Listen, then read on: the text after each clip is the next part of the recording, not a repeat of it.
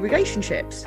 My name is Sophie Passon, and I am a relationship expert, international speaker, and best-selling author of the book The Other Half.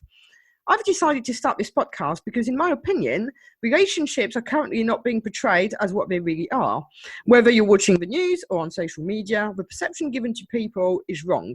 And my aim is to talk about what happens in the real world, talk about real stories, and listen to what real people think, do, and go through, as opposed to creating expectations of something that doesn't really exist.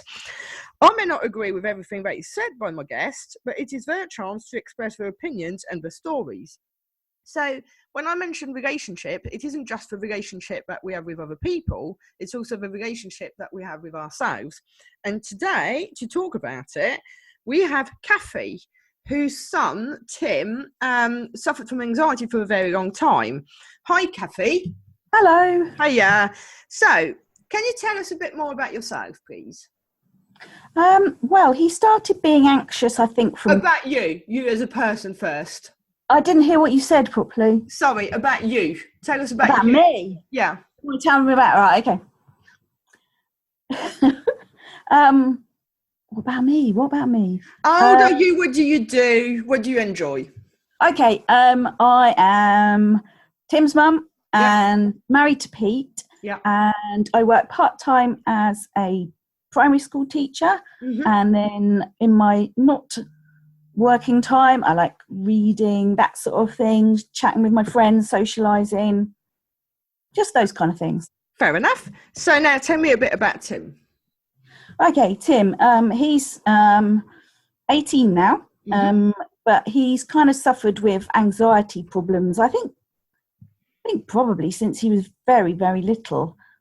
He's always been a kind of anxious kind of child, and things just kind of got worse and worse, really, as time went on. So I was just about to ask you when he started suffering from that, but you just answered that. What about, because he's got a bit of OCD as well, when did that start? Do you remember? That probably started when he was, when he started at secondary school, I would think. Okay. Yeah. And what was his life like? Oh. As a child and as he was growing up into a teenager? His life in himself? Yeah. With others and you? Yeah, he was always happier at home. He's always been someone who's really liked being at home, more relaxed at home.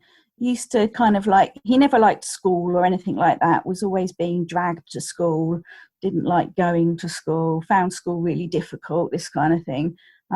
So he was happiest when he was at home and when he was playing and just doing what he wanted to do, really. Mm-hmm. And what about his relationships with other people? He's always had really good relationships with family, sort of with me and with my husband. He struggled more with other people that he doesn't really know very well, or people who are kind of outside the family more. He would just be really quiet and not really know what to say to them. Okay. And what impact would you say it's had on you and your husband? It's made us have to sort of think about places we might go to, things we might do, whether he'd be comfortable or not comfortable. You know, there was a time, for example, when he was anxious about eating out. So it was very difficult to go out and eat out because of his anxieties of being in the restaurant and having to eat food and this kind of thing. So it has had an impact. And what did you try? What did we try? What did we not try? We started off, when he was younger, he started off going to a group called Saucepans, which was, he was recommended to go to that through school. And I suppose that was when he was about 8 or 9. Mm-hmm. And then they closed down, and he was then recommended that he went to CAMS. So he was taken on by CAMS. Do you want to explain a bit more about CAMS for people who don't know what that is? Oh, okay. It's, I have to get this right, Child and Adolescent Mental Health Service. Mm-hmm. So it's NHS run, and it's sort of for kids with different kinds of problems. So he went along to there, and then he carried on with them sort of pretty much off and on till he was 18. But well, probably at 17, 18. And we did various things, or he saw various counsellors and various people like that. And then we got recommended to come and see you. So he came to see you as well, yeah. So I obviously wanted to also speak about that, because when I met him, the fears were fear of going out, fear of people, fear of strangers, fear of dying. Say again? Fear of germs. Fear of germs, fear of dying before bed, touching bins, OCD around washing hands. There was fear of outside, as you said, eating outside, fear of heights above him and under him. There was all that sort of stuff. And, you know, even in his demeanour, when I first met him, it was very, obviously, you know, this is a podcast, so you can't see me, but it was really inward in himself. And how he was handling himself. Yeah, he used to be like that when he met other people. When he was at home, he was very different, and he still is to some extent different at home and outside. But he would almost like pull himself in and be really kind of like scrunched up when he met other people that he didn't know very well. And obviously, you also suffer from anxiety. So would you say that maybe your own anxiety contributed to his, or do you think it's separate or a bit of everything? Yeah, it's a difficult one, because sometimes you think, it did, and you get worried that it did. But then other times, other people have said to me, well, he's probably just an anxious person anyway. And, you know, he would have been anxious anyhow, whether you were or weren't. So I don't really know. Sometimes I think he did, and sometimes I think he didn't. Fair enough. And just so that people understand what we did together, because that's how I got to know you and him and your husband. So I use something called Neuro-Linguistic Programming, which is about not necessarily knowing where the issue comes from. And in this particular case, he had very poor memory regarding the events from his childhood. And that often happens when the brain decides to shut down because it tries to protect itself. So Neuro-Linguistic Programming, for the benefit of those listening, is around, as I said, discovering the deep root cause and then trying to put things into place so that we can deal with it and then equip the person towards the future and situations that they may encounter. Now, I think the best way that someone has described it to me when they don't really know what it is and just experienced it for the first time is that it's a bit weird. Yeah, I'd agree with that, definitely. And what I'd like to ask you is, what did you think, or thought even, when we started working on him, like the first sort of session? What were your thoughts at the time? Well, to be honest, I don't really know what he thought particularly. You'd have to ask him on that one.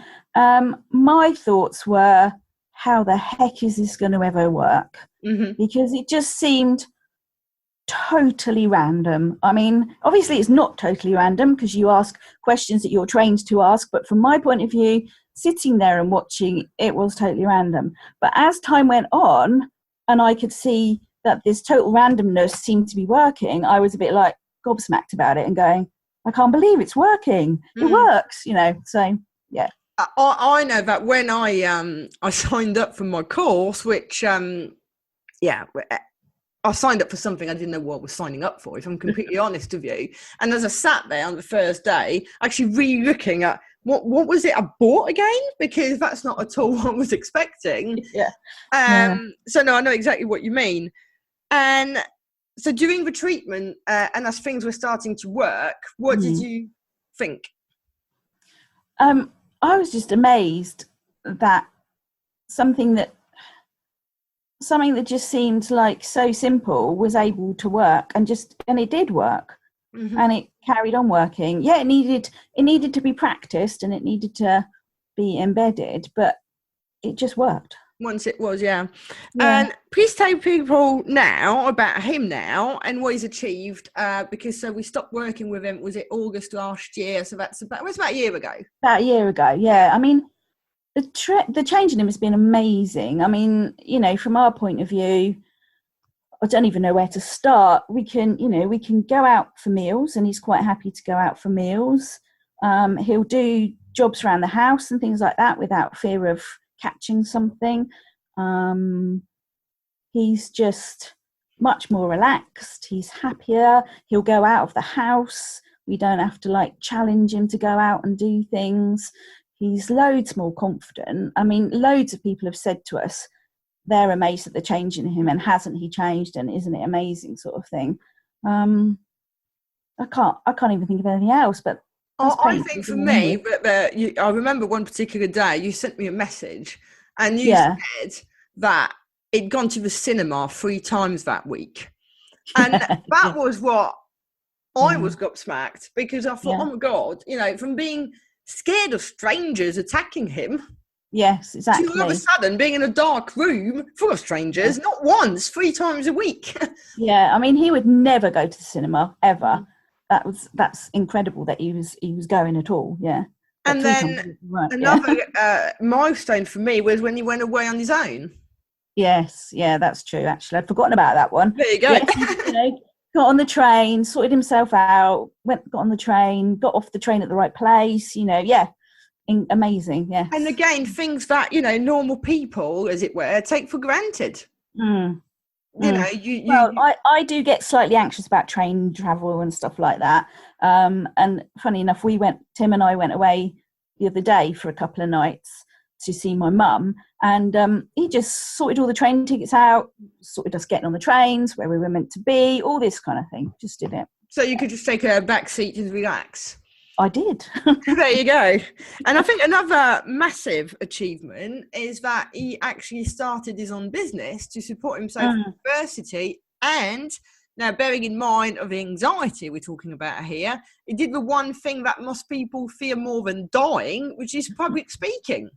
Yes, I know. It's amazing. Yeah. So he's been round to people. He's done his little business spiel and what have you. And he's just happy to do it. It's incredible. And, you know, things like getting a uni place and wanting to go to uni and things. I mean, you know, a year ago, that would have just been completely not even worth asking about, kind of thing. Yeah. And I remember actually sitting somewhere one day. I need to find out. I was sat next to one of your best friends. Liz. Oh, yeah. And saying, oh, my God, it's you. He did a presentation in front of 50 people. Yeah, I know. Amazing, eh? And also just as random that I was sat next to her. You know. She was a bit amazed that she'd sat next to you as well. It was both the same. What would you say to someone, you know, who doesn't understand anxiety and doesn't understand the effects of it, and might be, you know, would have judged him and wondered whether you were too lenient on him because he was just being a typical teenager or whatever? What would you say? Do you think people understand anxiety as it is? Or? I don't think they do. I think people say that they're anxious, and they probably are, but there's different levels, like many things, there's different levels of anxiety. And this was like extreme anxiety.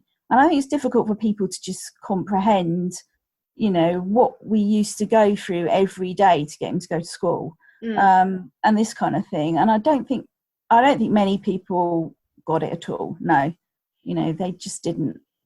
And I suppose when they met him as well, they probably just thought he was a bit shy, or people used to say he was shy. Or kind of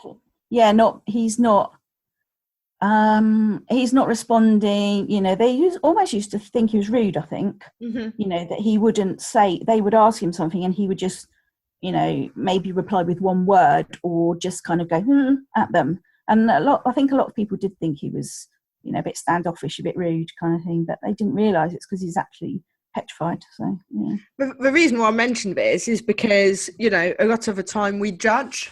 Don't get me wrong, it's just the way we do things. Because we're brought up in a particular way. We assess situations according to how we understand them from our own values, belief systems, blah, blah, blah. But I think, you know, it is important to not judge people who might work a bit off. Yeah. And, definitely. You know, it might be anxiety, it might be other things. It's a cliche, but we don't always know what's going on behind closed doors, as they say. Definitely. I mean, the people who have in the past persevered and got past Tim's anxiety and found out what he is like underneath that, or what he was, he's still like it now, but what he was like underneath that anxiety, then they say, oh, he's a completely different person to what you think he is, and this kind of thing. So, now that he's not as anxious, he can start to let that personality come out. Yeah. And I guess as well, like, start looking forward to, I think when I met him, his life was basically, he was going to be a prisoner. Yes. Inside the house, and limit himself to opportunities or to what he wanted to do. Yeah. At least now he can look forward to a normal life. Exactly. He's much more prepared to sort of go and give something a try now, even if it doesn't work out.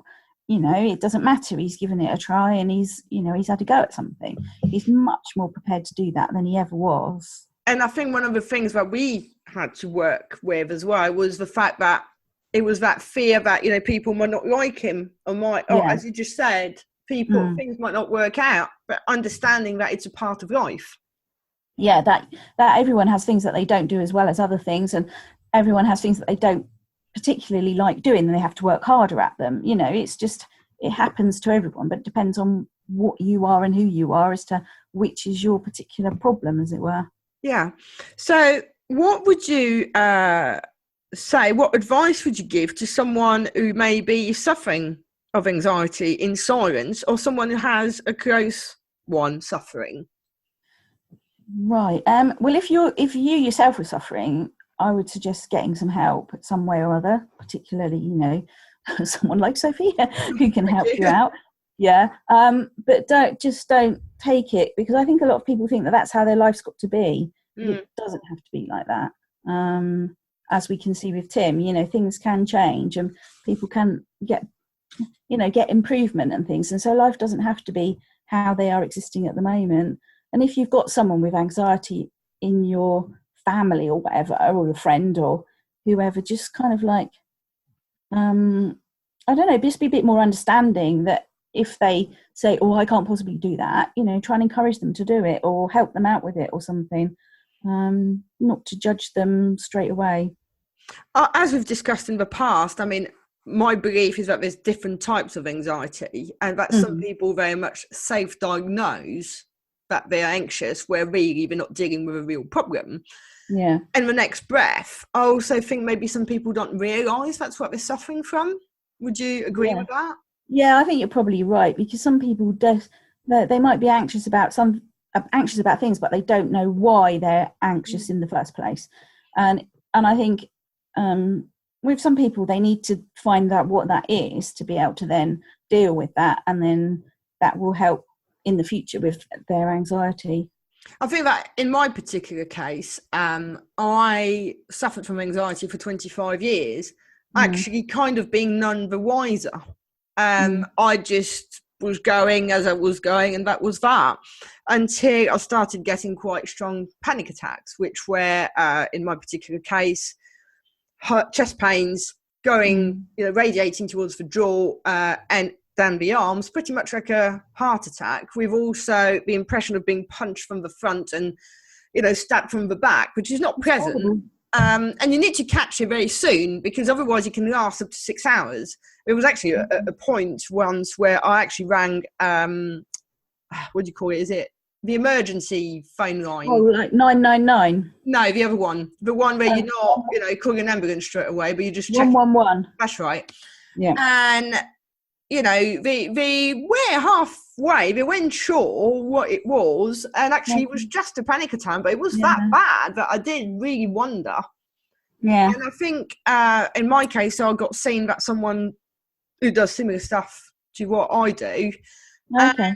It was going back to when I was 12 years old, a one-off event that happened, and that over time, I didn't actually know I was anxious, and it's when it lifted that all of a sudden that chest pain that had been there, crushing me for 25 years, I didn't know it was there. I was so used to it, lifted and disappeared. And it was like being free. And I suppose for Tim, it's probably a little bit like that. All of a sudden, there's that freedom. Yeah, because it's like you've had this as part of you for so long that you don't even know it's there. But once it's not there, you realise, you think, It's so much better that I haven't got that to carry around with me anymore. But you didn't know. You get used to it, like everything. Yeah. Okay, well, it's been great to talk to you. And I think especially nowadays with the pressures maybe of social media, there's a lot of younger people that suffer from anxiety. Oh, yeah, definitely. Didn't maybe 20 years ago. So I think that if anybody listening knows someone who's got a young child or, a teenager suffering, you need to really establish whether they are genuine circumstance or whether, it's an issue at school or something a bit more serious. But it is worth seeking hope, because hope is available and definitely. It will change their lives in a nutshell. So thank you very much. Thank you. It was great talking to you, and that's it for today. If you enjoyed the show, then please subscribe to the channel, leave us a review, and come back next week. If you've got any comments, then please let us know. Thank you very much.